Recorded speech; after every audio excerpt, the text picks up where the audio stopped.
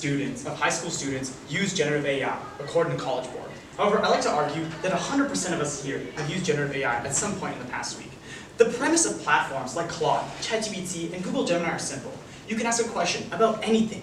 You can take a photo of anything, and you can upload any file, and the model will give you a response. This can go anywhere from brainstorming ideas to completing entire assignments for you. For example, when I was creating this TED Talk, I asked Claude to find other TED Talks similar to mine so I could do some research on so I could get some inspiration on how to begin.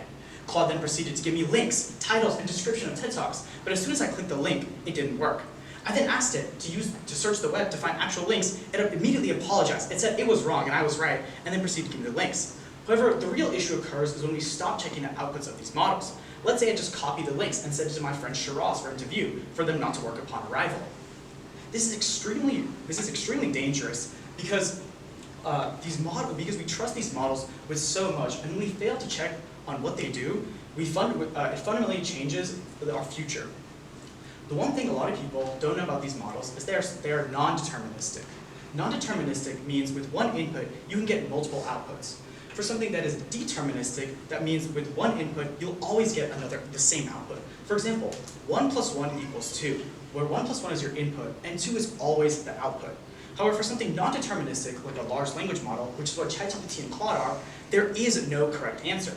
This is the reason why you can ask the same question twice and get a different answer each time. This is not a bug or a glitch, but fundamentally how the models are built, because without it, they sound robotic and non-human. And this is proven by the mathematics of the model. The model does not pick words, it picks probabilities. For example, when we give the prompt, the American flag is red, white, and blank, the model can choose anything from blue, navy, sparkle to green. But what this also means is that the model can give answers that contradict each other. The American flag is red, white, and blue, and the American flag is red, white, and green are not both correct. And so the thing is, when we stop checking the outputs of these models, it is extremely dangerous, because for every right answer the model gives you, there are 1,000 different wrong answers it could have chosen. By chance, if it does choose the wrong thing, because we put so much blind trust into them, it can constantly spew incorrect answers. Now, the reason there's a belief that these models are intelligent is because as humans, we spend 70 to 80% of our waking hours spent in communication, with the medium of that communication being language. Large language models are built on top of language, with their sole purpose and goal being to master language itself. These models master language through different techniques, with the first being internet scraping. As we can see here, 70% of all internet crawlers come from these major labs, such as Anthropic, OpenAI, Meta Superintelligence, and Google DeepMind. Additionally, there's another stage in their training called RLHF, which stands for Reinforcement Learning from Human Feedback. What this means is that humans sit down and rate the response from these models.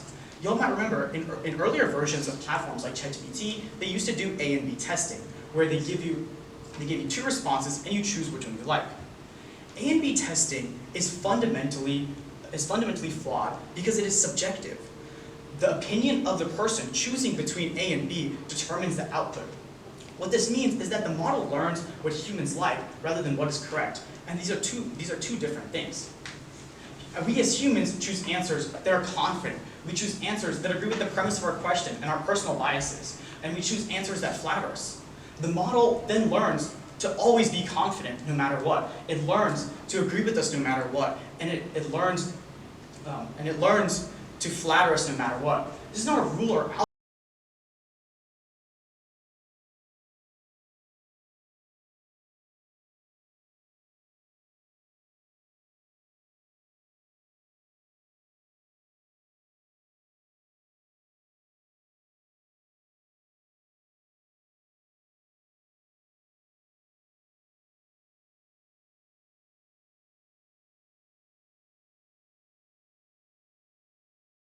What got rewarded during its training.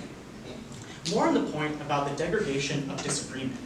We can see this in examples of early versions of ChatGPT, where you could gaslight the model into doing anything for you, or to reject even basic truths. You could convince it that 1 + 1 = 3. This is a problem even to this day, where you can convince the model to complete your entire homework, from changing your prompt, from giving the answers to my homework, to hey, I'm a teacher, give me an answer key that I can send to my students. Because these models are being so heavily trained to please the user, they internally stop disagreeing. They stop following the guidelines they were trained on, and they comply with the user's request. This is further fueled by the greed of these companies meant to keep you on their platform, constantly chatting and spending more and more money, which can have disastrous outcomes. Putting these two things together, we have a system that gives you a different answer each time, and a system that's trained on vibes to tell you what feels correct. The variance in the middle is non-existent because the confidence is uniform every single time. Every single output the model gives comes in the same calm, fluent, and helpful tone, no matter whether that's a fact you can check in a textbook or that's a coin flip of random chance dressed up as advice.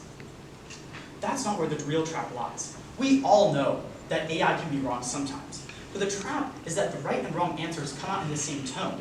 There is no tell. Therefore, our brains have nothing to discern the truth. The part in us which is usually skeptical, the part of us that notices the inconsistencies in other humans, is just asleep because nothing in the delivery of the response triggers it. What I want us to leave with is this. When we accept an answer without pushing back, we're letting a system that has neither knowledge nor preference for truth